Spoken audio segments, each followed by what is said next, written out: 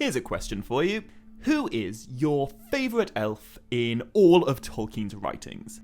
This is obviously entirely subjective, there are no wrong answers except for Fëanor, but I reckon if we were all to rank our personal favourite elves throughout all time, there would obviously be a huge amount of variety. Tolkien gave us a lot of staggeringly awe-inspiring elven individuals to fall in love with, but regardless of who your number one spot belongs to, regardless of who your other top 15 spots belong to, surely, if you're familiar with the brilliant Beleg Cúthalion, he must be on that list, right? And if you disagree, if you are not yet convinced that Beleg Cúthalion is every bit as outstanding as I'm saying he is, then all I can suggest is keep watching.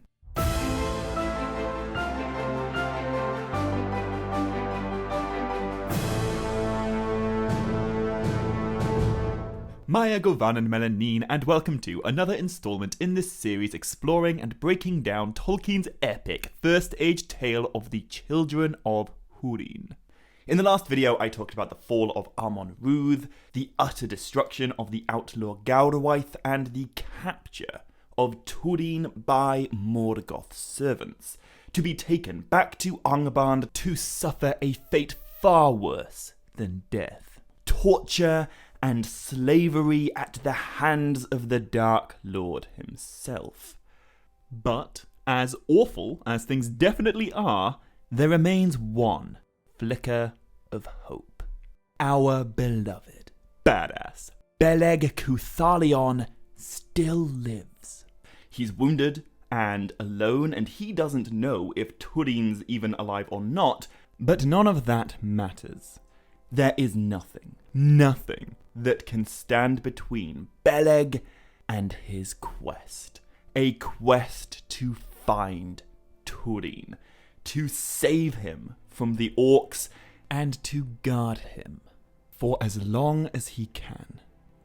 There is a great line of dialogue that's not actually found in the Children of Húrin novel, but it is in the Silmarillion chapter. And in that version of the story, when Beleg had his final conversation with High King Eleuthingol of Doriath before joining Túrin's band of outlaws upon the hill of Amon-Rûdh, Beleg said to the king, "Give me leave, my lord, to go to him and guard him.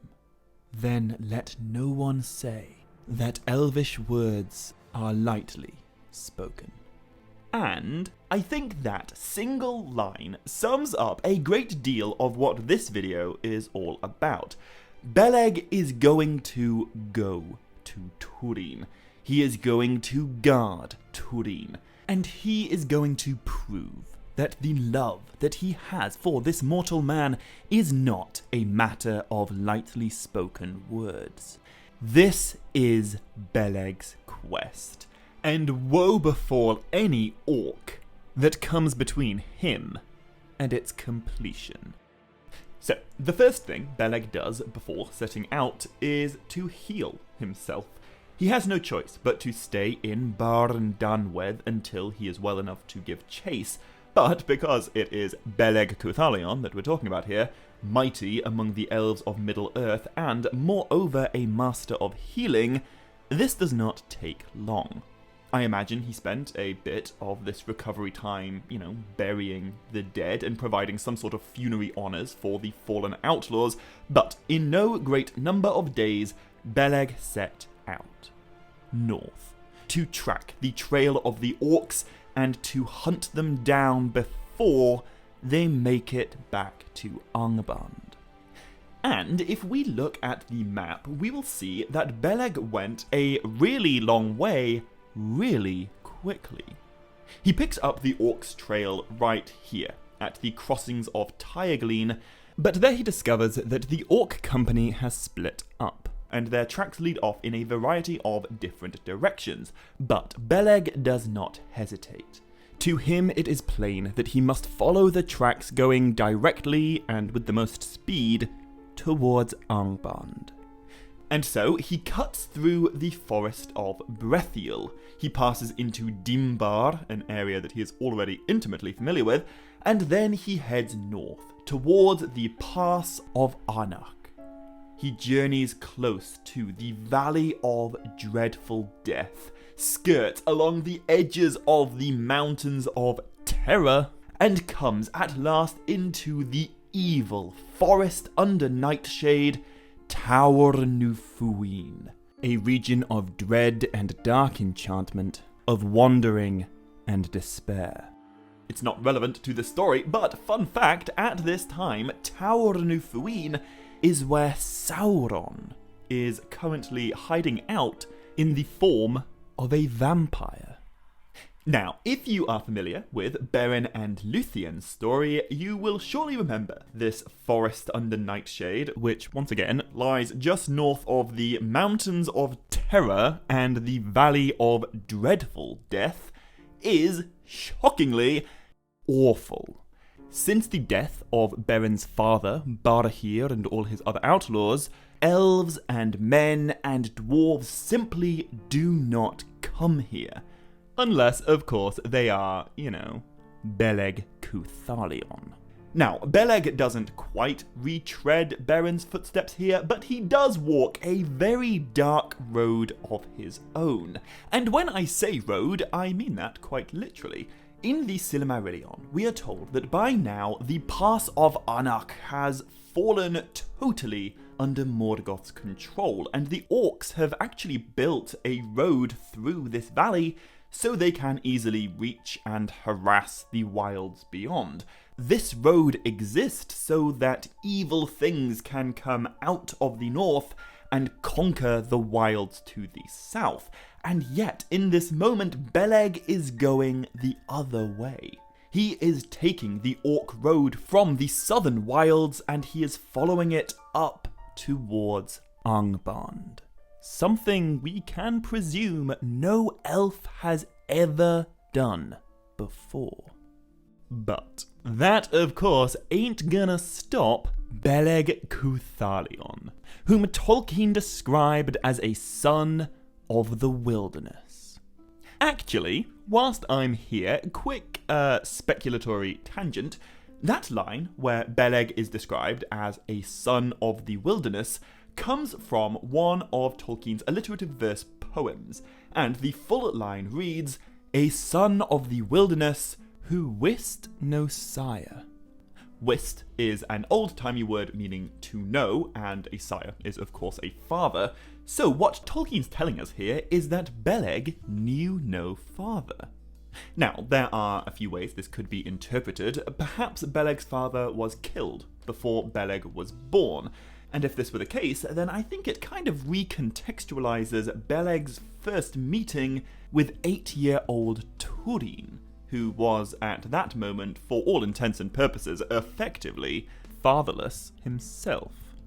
Or perhaps Beleg's father sailed west with the great king Olwe and the Teleri, whilst his mother stayed in Beleriand with the other great king Elwë, later known as Eleuthingol, and the Sindar. Perhaps Beleg's father had the misfortune of being corrupted into one of the very first orcs.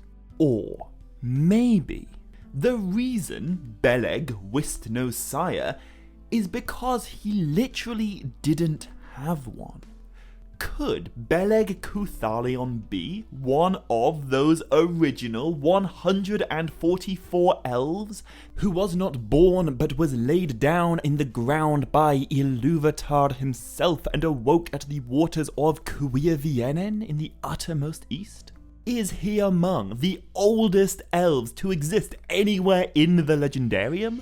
Well, honestly, no. I personally don't really think so. That would make him older than his super ancient king Eleuthingol, which is a bit of a weird thought. And also, this line comes from a poem written in the early 1920s, so if we're gonna wade into the quagmire of what's canon, this probably isn't. Also, it's pretty heavily contradicted by later writings, but it's an interesting thought to ponder. We know next to nothing about Beleg's origins, but as with so many other things that Tolkien wrote, we are given just enough to sow some pretty imaginative speculation into very fertile ground. Anyway, getting back to the quest at hand, it is in the benighted, evil forest of Túrin that Beleg stumbles across something very unexpected. Rather, I should say, someone unexpected. Among the dark trees, Beleg sees a strangely silvery bluish light. He goes towards it, and he finds an elvish lamp on the ground. Of all things, it is a Feanorian lamp. Feanorian lamps aren't ever really mentioned in the Silmarillion, but they have been part of Tolkien's legendarium since some of its earliest days. In the unfinished tales, we are told they were made of old in Valinor, almost certainly by Feanor himself, the maker of the Silmarils, and neither wind nor water could quench them, and when they were unhooded, they sent forth a clear blue light from a flame imprisoned in white crystal. And in the Lay of the Children of Húrin, we are given a more poetic origin story for the kind of lamps that Beleg finds in Túrin. We are told they are but little lanterns made of glowing crystal, and within them is a steadfast flame that burns unblinking. Only Feanor of the Noldor could make them, and now the art of their creation is lost. Yet these precious Noldorine lamps contain a living radiance that no dark can dim. And so, the unexpected elvish light upon the Orc road within the forest under Nightshade piques Beleg's interest. And when he approaches the bluish silvery light, he finds something even more unexpected. An elf, lying asleep beneath a dead tree. Just by looking at him, Beleg can tell that this elf is not in a good way. And so, Beleg wakes the sleeper and he immediately gifts this guy some lembas to help him recover his strength. But when the mysterious elf is fed, he is still but a timid shadow of his former shape and mood. But he is at least able to speak, and so Beleg asks him first what his name is, and then what fate brought him to this terrible place. The elf names himself Gwyndor, son of Gúthalion.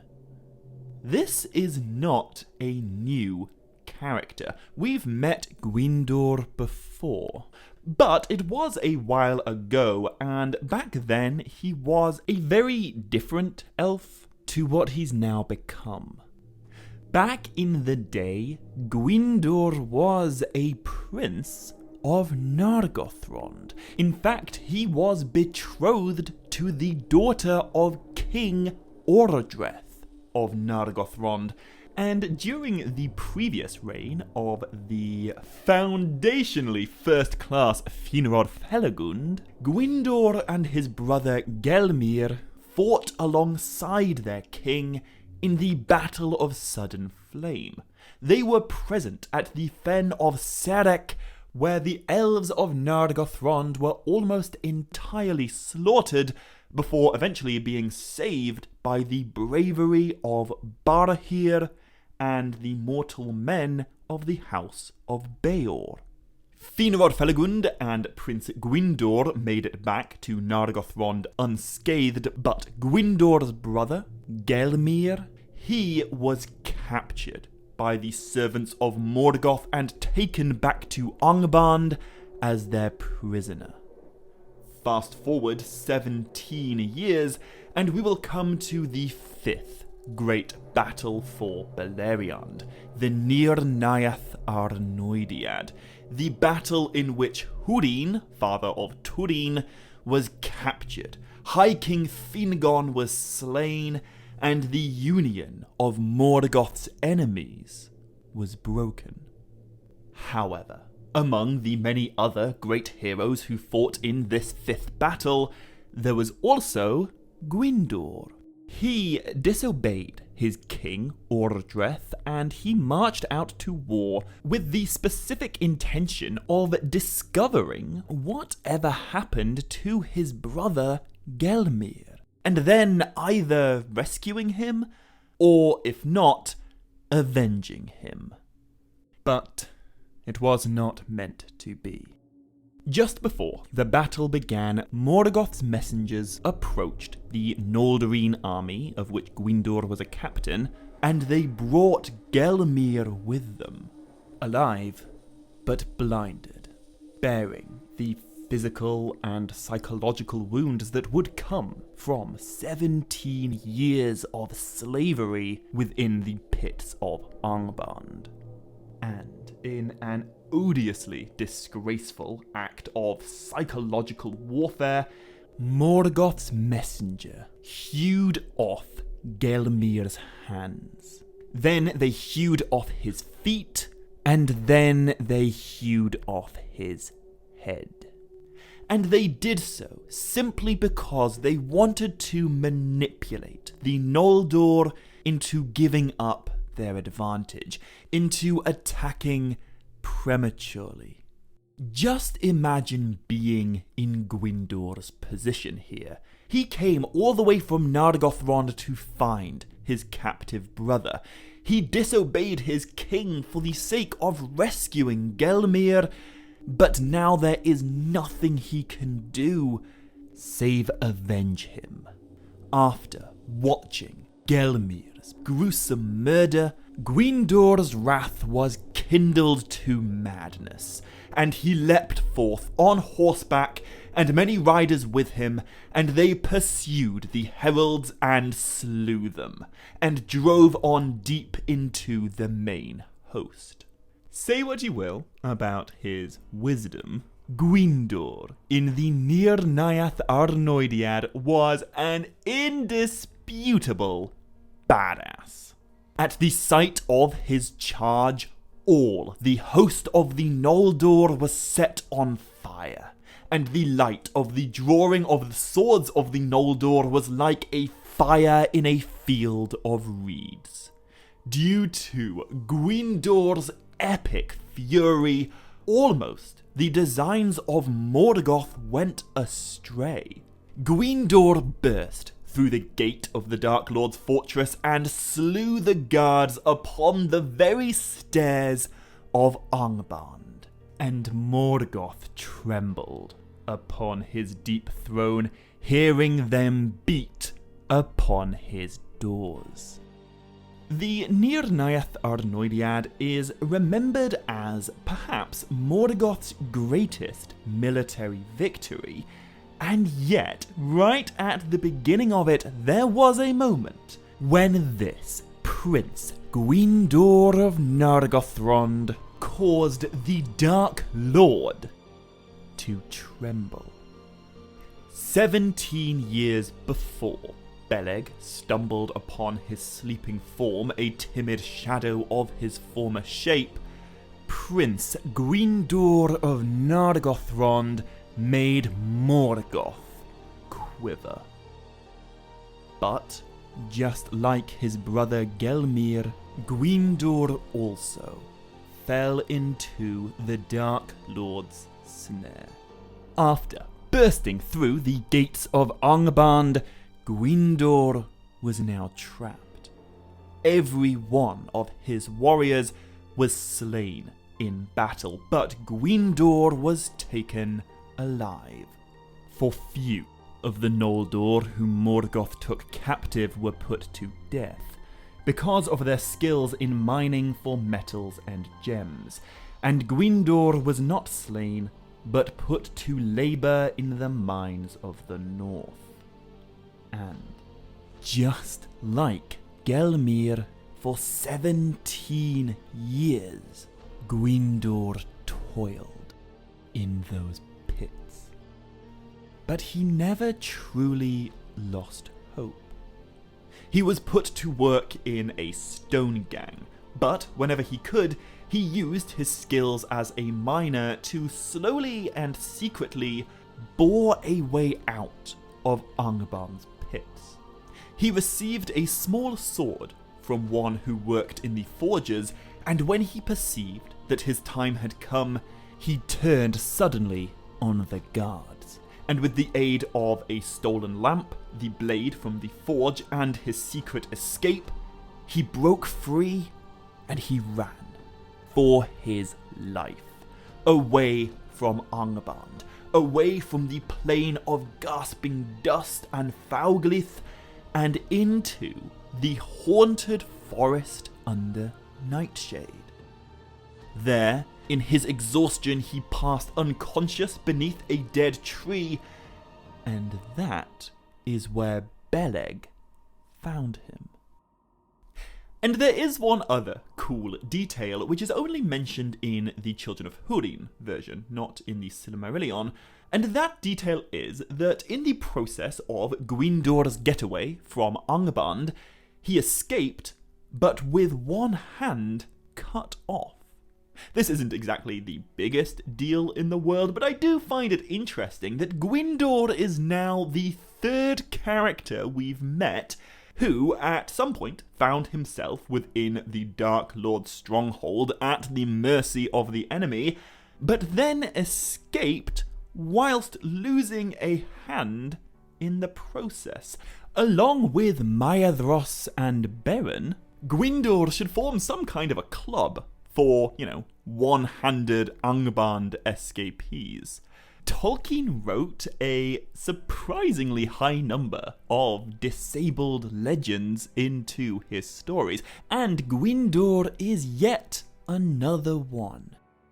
Anyway, Beleg is grieved when he hears the tale of Gwyndor, but he also learns from Gwyndor that an advanced guard of orcs from Angband have just passed through Tower Nufuin, and they were heading north with great speed.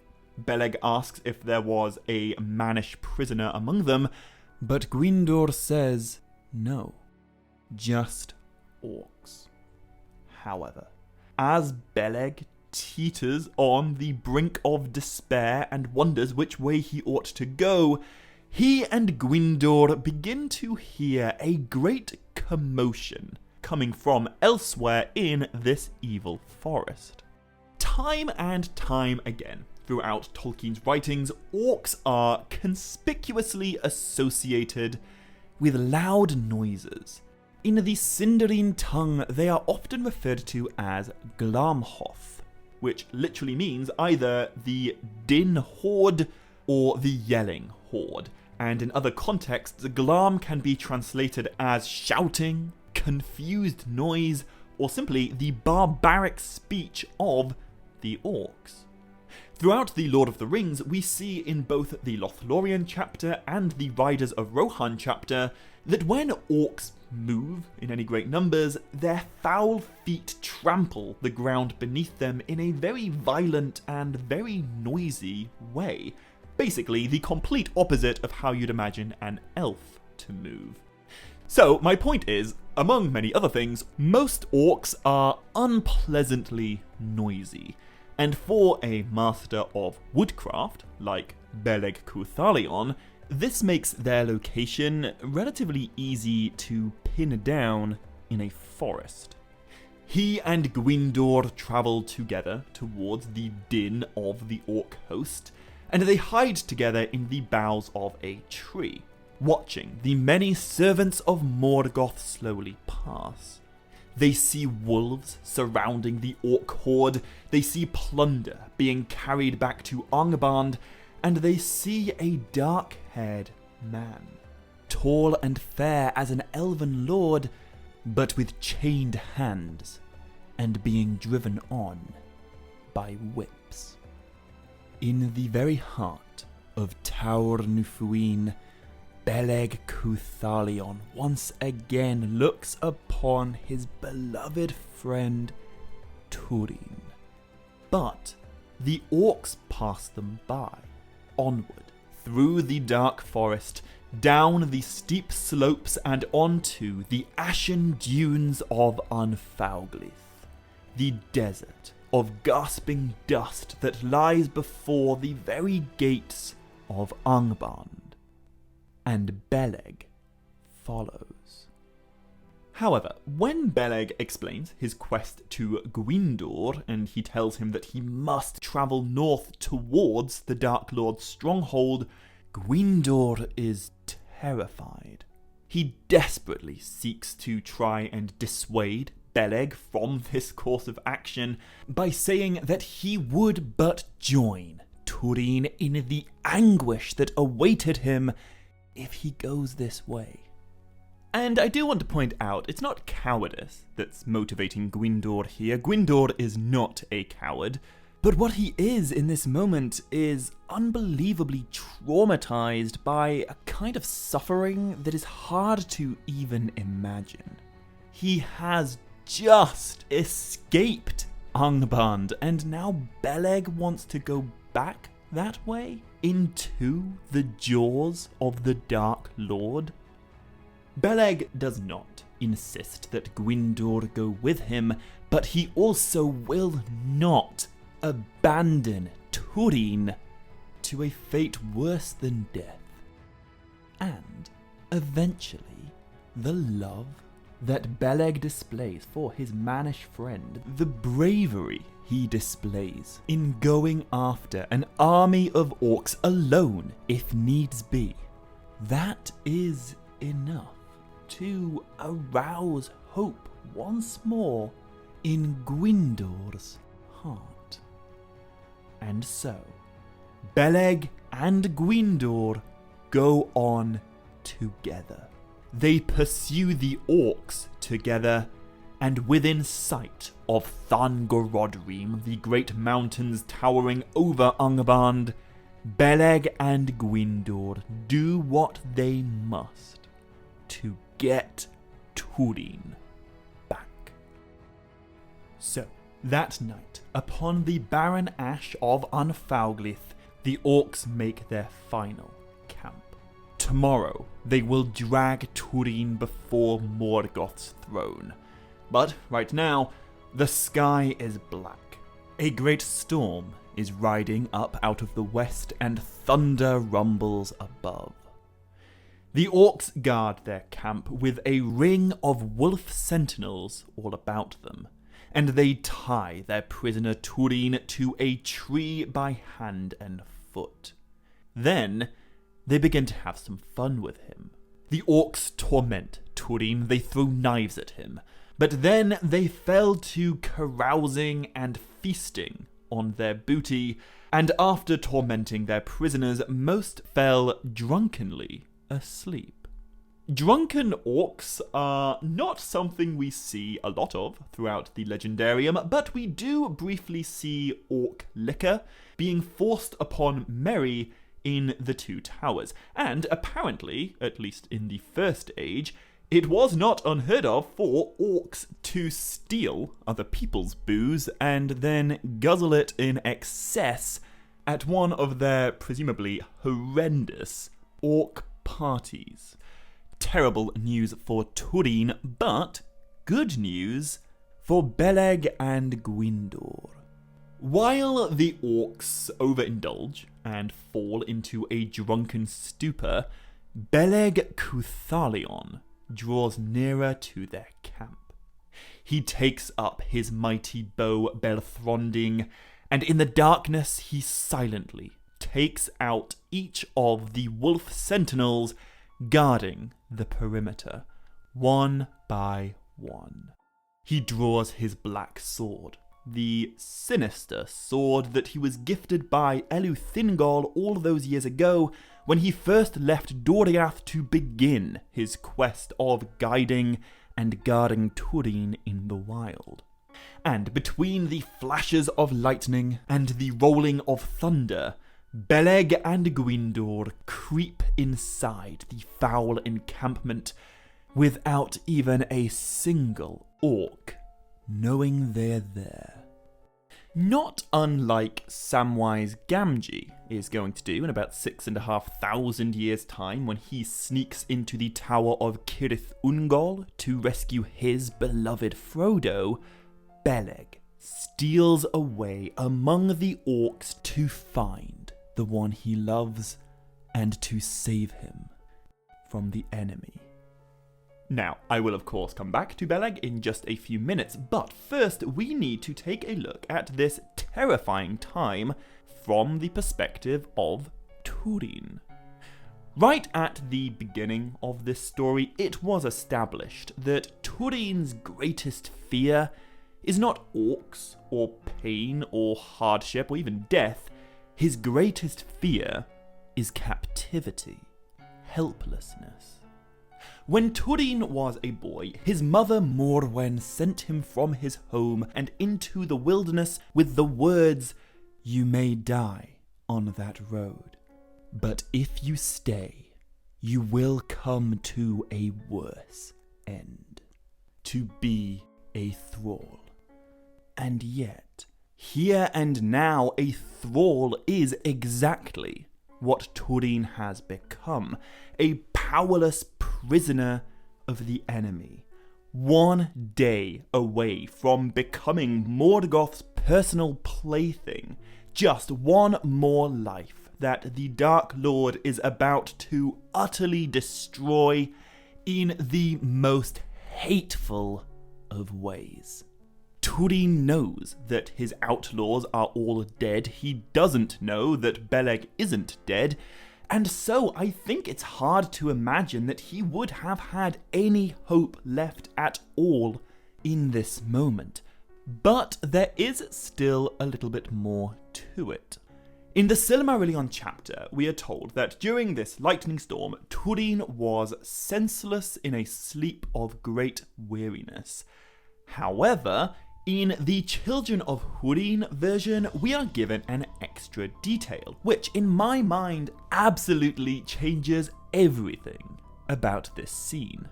In the standalone novel, Tolkien tells us Túrin was senseless in a drugged stupor. Túrin has been drugged by the orcs. Now, the nature of these orc drugs are very mysterious. Tolkien tells us absolutely nothing more about Túrin's drugged stupor, but if we are to speculate, I would suggest that whatever Túrin is currently under the influence of, it's very different from the orc liquor that we briefly see in The Lord of the Rings. Ugluk's orc liquor, or his orc draft, seems to energize the drinker, not in a particularly positive way, but after an unpleasant burning sensation, it does bring temporary warmth and renewed vigor to whoever drinks it. But whatever it is that's been forced upon Túrin apparently has the complete opposite effect. His body is out cold, but his mind is afflicted by evil dreams, and it would appear, potentially, even hallucinations. As he lies unconscious in this orc camp, the lucid part of Túrin's brain feels hands upon his body. He hears voices and the drawing of a sword, and then he feels an intense stabbing pain in his foot. He knows he's been cut by an evil blade. The pain of the sword's sharp edge rouses Túrin into a sudden wakefulness of rage and fear. He opens his eyes and immediately sees a shape standing over him, a black blade lying beside him, and another figure waiting in the dark. His instincts take over. Believing the orcs will come again to torment him, Túrin seizes his last opportunity to die a hero.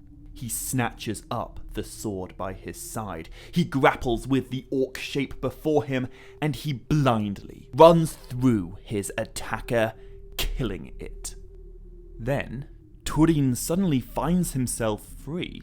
So he swiftly stands. He takes the blade in both hands, faces the second figure, and he prepares himself to die fighting. a far better fate. But in that very instant, there comes a great flash of lightning. The sky turns white, and in that split second, Túrin looks down at the face of the foe that he has just killed. And what he sees is the face of Beleg, looking back at him through dead eyes. So, let's take another look at this moment, but this time from the perspective of Beleg. After silently taking out those wolf sentinels with his mighty bowbell Thronding, Beleg and Gwyndor sneak into the heart of the orcs' camp, and there they find a prisoner tied to a tree. He is unconscious and clearly bearing signs of great torment, but he is alive. Túrin is alive, and Beleg has finally found him.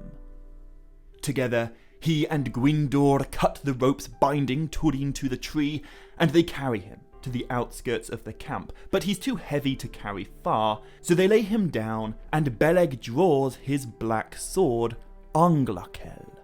Now, this sword is super interesting and also super important, and I give you my word, I will fully explain its origins and its nature in the next video. But what we need to know right now is that this sword has a wicked will of its own. It is, on the one hand, an inanimate object, but on the other hand, it is also a kind of malicious character in this story. Not unlike, say, the One Ring, this sword has an evil resolve, and it is able to communicate that evil. At a later point in the story, this black sword is going to speak. It is going to demonstrate its sentience and its treachery, and it is able to do these pretty curious things because it was imbued with the malice of its maker. This sword was forged by an astoundingly dodgy elf called Eol. An elf who is so shady that he makes Feanor look like an upstanding guy.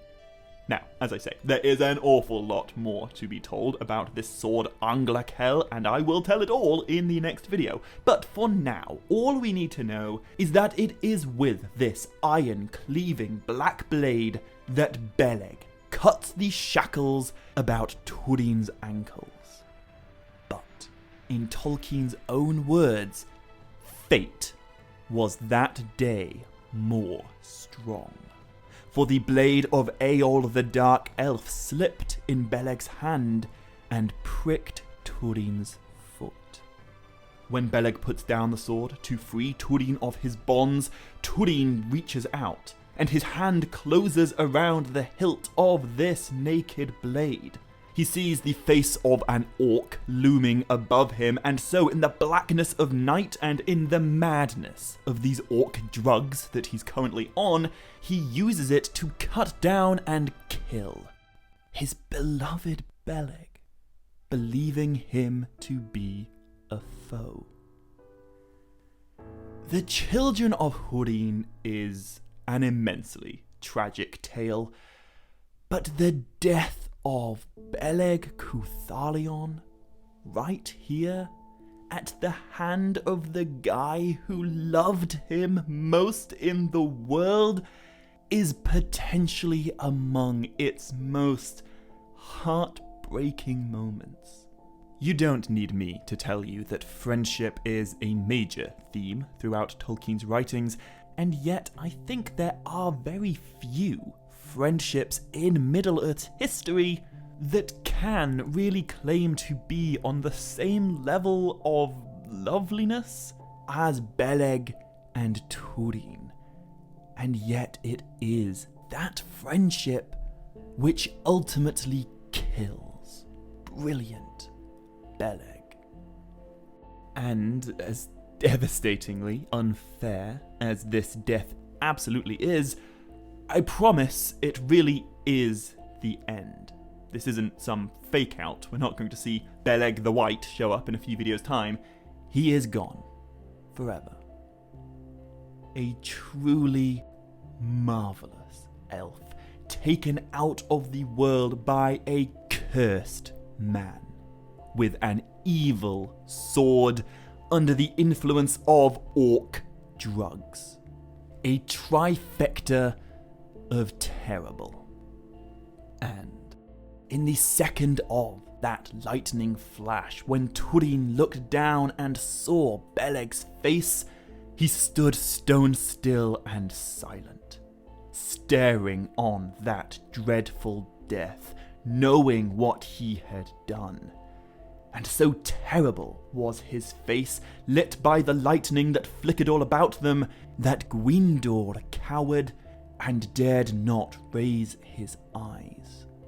But then Túrin let out this harrowing cry.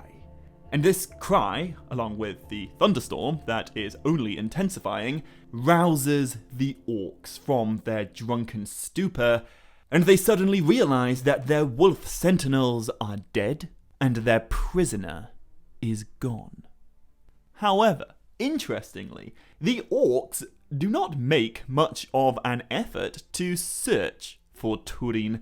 Instead, they are filled with utter terror at the sudden bursts of thunder that come from the west, believing that it was sent against them by the great enemies beyond the sea. And who's to say they're wrong? A wind arose, and great rains fell, and torrents swept down from the heights of Túrin. Wind and lightning are the domains of Morgoth's brother, Manwë, king of all Arda and mightiest of all the Valar, and torrents of rain, flooding water, that would fall within Ulmo's area of expertise. A long time ago, the Valar decreed that they would take no active role in the wars against Morgoth, but there have been a few occasions where Manwë has indirectly lent a hand by sending out some of his eagles to help our heroes, and honestly, I don't think Ulmo was ever particularly convinced by the whole Valar not getting involved idea, cause Ulmo has very directly involved himself multiple times already. I'll talk a lot more about Ulmo's contributions when I get to the tale of Túrin's cousin, Tuor. But don't forget, Ulmo is a huge part of the reason why both Nargothrond and Gondolin even exist in the first place. And yes, I certainly think it is possible that this storm, which is suddenly intensifying out of the west, just when Túrin and Gwyndor need it the most, is very possibly an indirect intervention from the great powers beyond the sea, the indomitable enemy that even Morgoth cannot defeat in the long run. Anyway, however we interpret this storm, it is very fortunate that a violent tempest comes out of the west when it does, because although Gwyndor is crying out to Túrin to try and warn him of the peril that they are both very much still in, Túrin makes no answer. He just sits there, beneath the downpour, unmoving and unweeping beside the body of Beleg Cúthalion, bearing a burden heavier than bonds. When morning comes and the sun rises, it shines particularly hot and bright for this late season in the year, and the orcs hate it almost as much as they hated the thunder. And so, believing that Túrin must have already fled far into the south, and any tracks he may have left would most certainly have been washed away by the rain, the orcs decide that they have no choice but to return to Angband empty-handed, to face the wrath of their master. And so, not actually far at all from the tree that Túrin was tied to, Gwyndor secretly watches the orcs pass over the steaming sands of Anfauglith and beyond the dark doors of Morgoth's stronghold.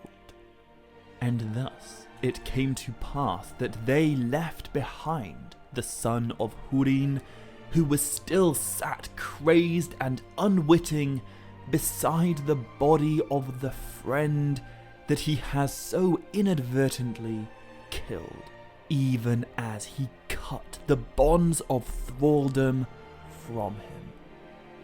Now, I think it's very understandable given what he's just been through, but the honest truth is that Túrin is a little bit useless right now.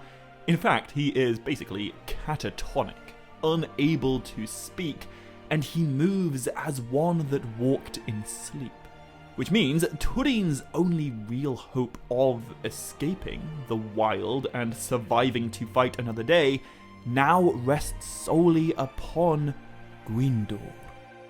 The time has come for this tortured and traumatized elf to take a leadership role once again, to put aside his own suffering for the sake of protecting Túrin, for the sake of fulfilling Beleg's quest. And the fact that Gwyndor does indeed do this demonstrates, I think, something really quite tremendous about him. He only knew Beleg for what, a matter of hours? It's hard to say exactly, but not long at all. He was a shadow of his former shape when Beleg found him, but when Beleg told him of his quest and his absolute refusal to abandon Túrin to slavery in Angband, hope was once again aroused in Gwyndor's heart. A few hours later, Beleg was killed. But I think it is a testament to the power of his personality, and also the heroic valor that totally does still exist within Gwyndor, that after such a short amount of time spent in each other's company, Gwyndor decides that he will take up the quest of Beleg Cúthalion, and he will see it done. Now it is Gwyndor's quest to guard and guide Túrin. Gwyndor will finish what Beleg started. He will lead this mortal man out of the wild and bring him home to Nargothrond. However, the very first thing that Gwyndor and Túrin need to do before they set off anywhere, they have to bury Beleg Cúthalion. Together they dig a shallow grave and they lay Beleg's body inside it. Beside him they place Belthronding and presumably any arrows he had left, including Dailir, the special one.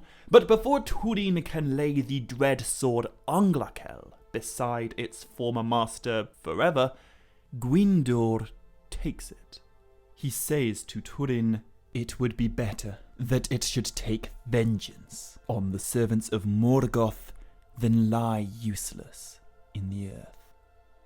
And Gwyndor also takes the last of the lembas that was given to Beleg by Queen Melian the Maya.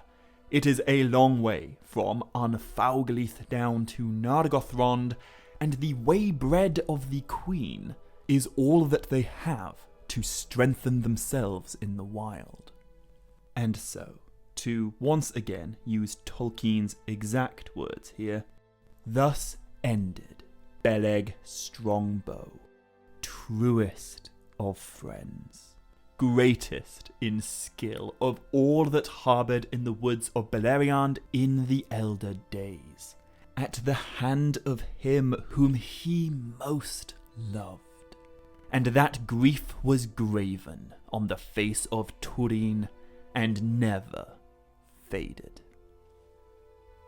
But, I guess, when Tolkien closes a Beleg, he opens a Gwyndor, and after the Elf of Doriath is forever laid to rest in the earth, courage and strength are renewed in the Elf of Nargothrond. Gwyndor takes Túrin under his wing, and he leads him southwest, away from Anfauglith and Taur Nufuin, crossing many great rivers and wandering over long and grievous paths. Interestingly though, Gwyndor does not lead Túrin along the obvious road to Nargothrond. They do not take the ancient south road, which passes through the crossings of Tyaglin and down through Talath-Dirnen, the guarded plain. Instead, they journey west, following the Mountains of Shadow all the way here, to a place called Eithel Ivrin. There are potentially a number of reasons why Gwyndor would want to avoid using the Old South Road. Nowadays, it's travelled more by orcs than anyone else. But there is also a positive reason why he might want to return home via this place, Eithel Ivrin. Throughout the entirety of the time they've known each other, so since the moment of Beleg's death, really, Túrin has not spoken a word. He's followed Gwyndor's lead, but he's wandered in silence as one without wish or purpose. Winter is once again taking hold of the north. Túrin seems to be trapped inside some spiral of sorrow, but Gwyndor was ever beside him to guard him and guide him. And when he eventually brings Túrin to these beautiful springs of Eithel Ivrin, finally, Túrin is able to feel again. So, Eithel Ivrin. This is one of the very few places left in the north of Beleriand that's still actually quite a nice place. And that's because its beauty is so intimately defined by lots and lots of water. Remember, water is the domain of Ulmo. Ulmo is an enemy of Morgoth. Throughout all of Middle-earth history, neither Morgoth nor his successor Sauron ever gain any kind of mastery over water. At Eithel Ivrin, there are pools of clear water, cascades of falling water, and springs where drinking water rises up from beneath the mountains. And although this may not be, the most iconic location in all of Beleriand, it is a place we've seen before, and a place we'll see again. Way back, during the long siege of Angband, the centuries of peace during the reign of High King Finagolfin, Eithel Ivrin was the place where the High King held his great feast of reuniting, the Merith Arethad. This is a place where spiritual and physical and metaphorical hurts are healed, and wrongdoing is made right. In the words of Gwyndor himself, on Ivrin's lake is endless laughter. She is fed from crystal fountains unfailing, and guarded from defilement by Ulmo, Lord of Waters, who wrought her beauty in ancient days. Now, there's something really bittersweet about this dialogue, because, although obviously Tolkien wrote it in English, if this were real life, Gwyndor would be speaking in Sindarin. And the Sindarin word for laughter is Lalaith, which is of course also the name of Túrin's long-dead sister. In fact, we are specifically told that the child Lalaith was known by that name because her laughter was like the sound of the merry stream that came singing out of the hills past the walls of her father's house.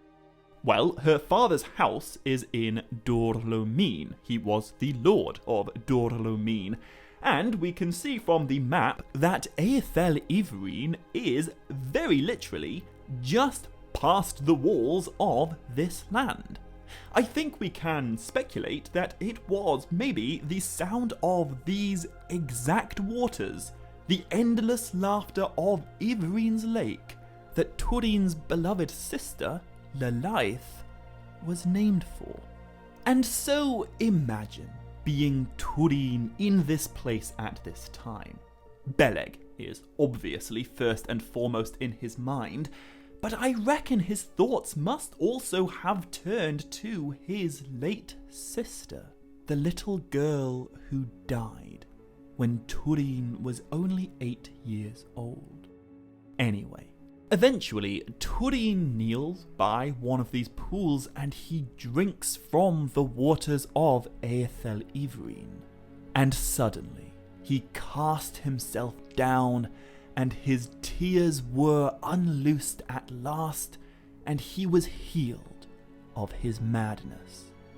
At last, Túrin steps back from the brink of ruin and despair, and he lets himself grieve for his best friend. While resting in this peaceful and protected place, Túrin writes a song for his beloved Beleg, which he sings aloud, heedless of all peril. The song is known as Lair Cu Beleg, which means the Song of the Great Bow. However, if Tolkien ever did write out this song in full, if he ever gave it lyrics, they have not ever been found and published. We know that in his grief, Túrin wrote a song for Beleg. We know it is remembered to Middle-earth's history, but we do not know anything about what exactly Túrin sang of, which I think is really, really sweet. It feels right, almost, that we don't ever get to read what Túrin sang for Beleg. Whatever it was, it belongs between the two of them. Anyway, after Túrin sings his song, and after his catatonia is healed by the waters of Aethel Húrin, Túrin and Gwyndor have their first ever conversation. And it begins with Gwyndor giving to Túrin Anglakel, the black blade that belonged to Beleg. When Túrin took hold of the sword, he immediately recognized that it was heavy and had great power, but its blade was dull and its edges blunt. This is a really strange sword. In fact, Gwyndor says exactly that. This is a strange blade, and unlike any that I have seen in Middle-earth, it mourns for Beleg even as you do. As I have already mentioned, and I promise I will mention much more in the next video, this sword is at least semi-sentient. It was sharp when it pricked Túrin's foot, it was extremely sharp when it killed Beleg, but now it is dull and blunt. But it won't be forever. Gwyndor gives the sword to Túrin, and Túrin becomes its new master. And in his hand, this blade will drink much blood to forget the blood of Beleg.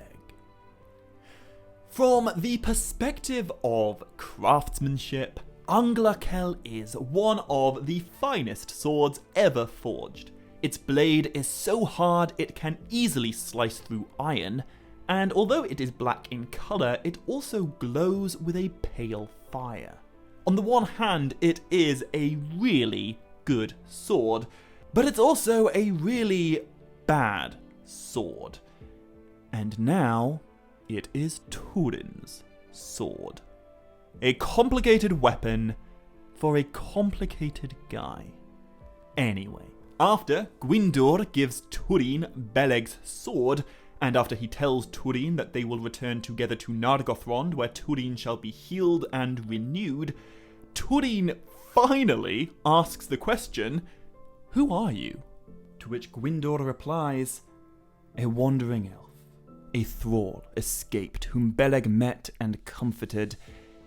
Yet once I was Gwyndor, son of Cúthalion, a lord of Nargothrond, until I went to the Nirnaeth Arnoediad and was enslaved in Angband. Now, we already know Gwyndor's full story, but for Túrin, this is a fascinating revelation. This stranger elf, whom Beleg found and rescued the day before he died, was present in the same battle in which Túrin's father, Húrin, mysteriously disappeared. Túrin still doesn't know exactly what happened at the Nirnaeth, but he asks Gwyndor, "Then have you seen Húrin, the warrior of Dorlomin?" "I have not," Gwyndor replies. But then he tells Túrin that deep within the pits of Angband, a rumour did run throughout the Dark Lord's fortress. A whisper of a mortal called Húrin. A man who is imprisoned and tortured and cursed by the Dark Lord, yet a man who is still defying Morgoth. And so, Gwyndor and Túrin eventually get ready to depart. They intend to journey southward, following the river Narog into the kingdom of Nargothrond. But before they go, Gwyndor has one last thing to tell to Túrin.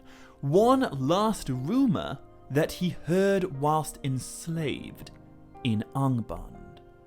Gwyndor tells his new friend that although Húrin does indeed live, and he does indeed defy Morgoth with every breath he takes, because of it, Morgoth has laid a curse upon him and all his kin. This is the first time in his life that Túrin learns about his curse. Up until now, he did not know that there was a higher power working against him, but now he does. Now he has a black sword.